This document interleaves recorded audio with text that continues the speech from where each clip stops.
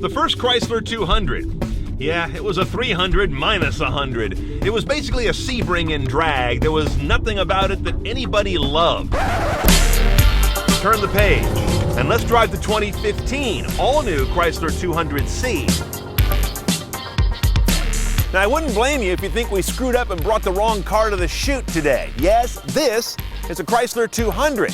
It's a whole new platform, though, a whole new Fiat corporate platform that has real nice lines. As I look at it, I'm kind of seeing Audi A4 and some Kia Optima, which for me is high praise. This is a nice looking vehicle. And of course, it doesn't hurt that we have a 200C, which is upgraded everywhere. The body, the wheels, sports suspension, much nicer interior. This is as good as a 200 gets. Okay, first thing you notice getting in this car is they've done a really nice job doing a distinctive sculpted look on the dash and the whole center stack right here. The angle that your wrist is called upon is actually an angle it wants to bend. I can't tell you how many cars want to make you do things that hurt to operate knobs and buttons. Ditto for the buttons here on the wheel. Look how large they are, about twice the size as that on most cars, and they're actually about the size of your finger. Who thought of that? Brilliant.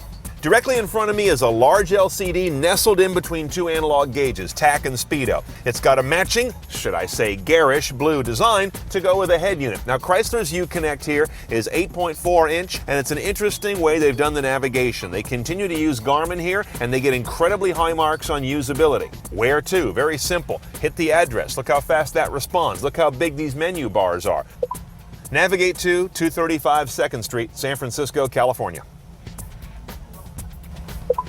235 2nd Street, San Francisco. It took it a while to figure it out, but in my use of this car, it gets it right basically every time. Under radio, you've got AM, FM, and your satellite radio.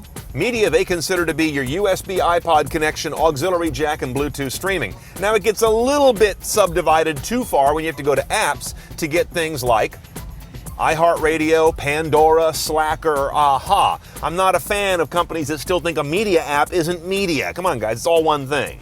And the Metatag information from broadcast and or the way you can look at your track information from onboard media is quite good. Not perfect, there's some truncation, but things are big enough to read without staring at it for too long. Now, in terms of apps and connectivity, it's an interesting grab bag. Everything from Aha and other media apps like I mentioned to you. Assistance technology, telematics, the Wi-Fi hotspot function you can turn on in the car, Sirius travel information which comes in via satellite radio, and here's Yelp all by itself because they didn't know where else to put it. Oh, and notice what's missing under our media selection. Optical disc, CD, DVD, not available on this head unit. That's starting to be a trend. Now, this row of buttons gives you a pretty good look into what is a large suite of driver assistance tech on this car. You have blind spot warning, of course. Then we move on to parking assist.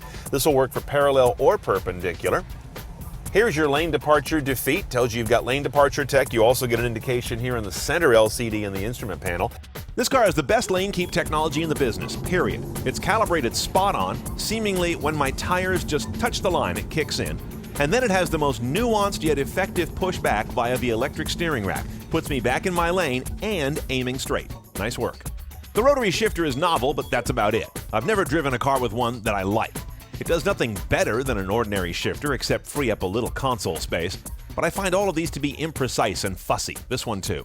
Your forward collision technology, it can also bring you to a full stop and do stop and go again, depending on your traffic speed. Of course, we have adaptive cruise control indicated here with your distance selector for the distance to maintain to the cars in front of you. Now on a 200C, the rear camera is standard. It's got trajectory, and then your distance is indicated by color bars, and that of course accompanies your automatic parking assistance technology. There's not much missing here in terms of driver assistance. Considering its affordable price tag, this is pretty aggressive, at least on the optional basis.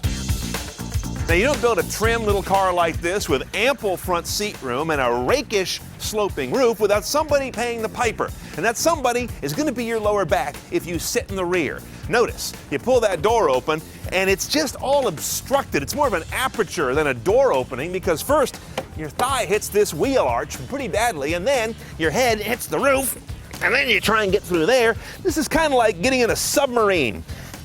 I guess I'll push to get in. It's not easy. Once you get in, it's not bad, but wow, this opening is like an SAT test for your spine. I'm actually kind of disappointed that we have the big engine.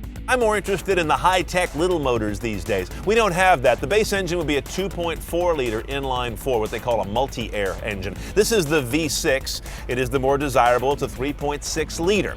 It's got direct injection, but no turbos or superchargers, relatively common by today's standards.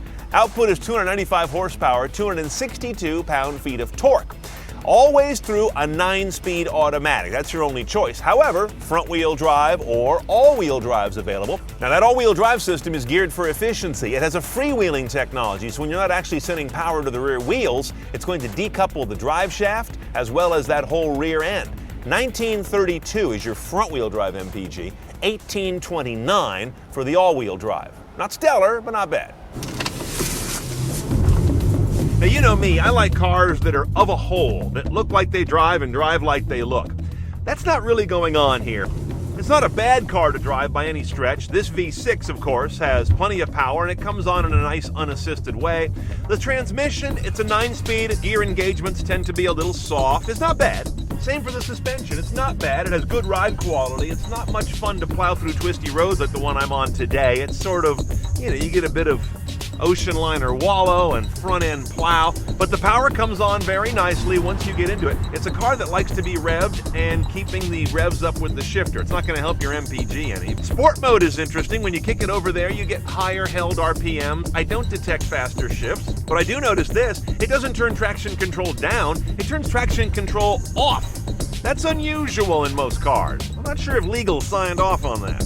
Now, visibility is an interesting story. Out to the front, you could lose a semi in this A-pillar. It's absolutely massive. That is not much fun.